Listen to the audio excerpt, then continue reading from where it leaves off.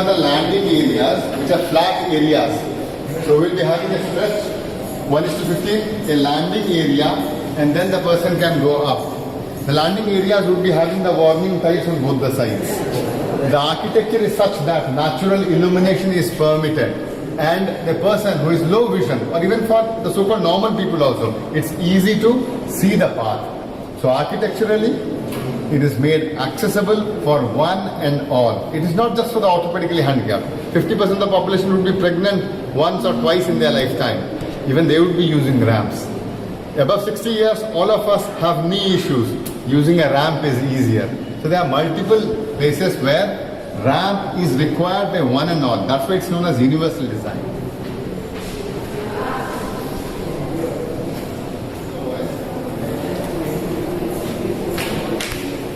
NIEPMD is such that it is accessible. It's in 90 degrees. So you can see it's all in 90 degrees, and it is laid with guiding tiles. The art of laying the guiding tile is that the guiding tile will be having two types of tiles. The first is the dotted ones like this, which indicate that there is a junction or a change in gradient, or there will be a door or something is there in front which changes. The other part is the straight ones like this. These are movement tiles. That means you can move in one direction. So for instance, if a person who is visually impaired needs to go to the lift there, then he can easily be told, this is the junction tile, you go straight, these are movement tiles.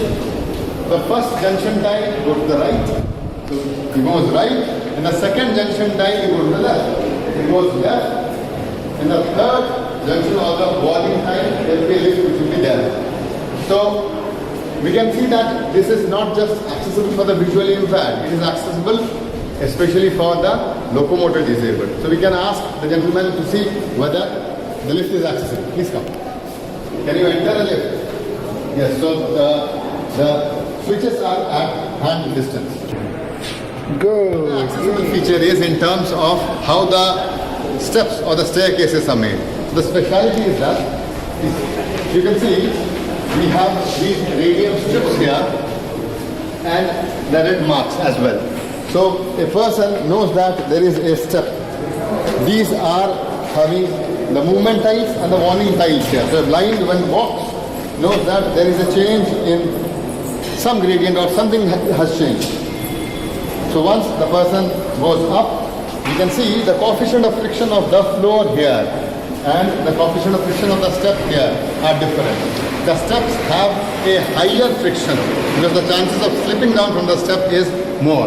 Furthermore, the steps have this loosing so that tipping is not there. That means this comes out a bit.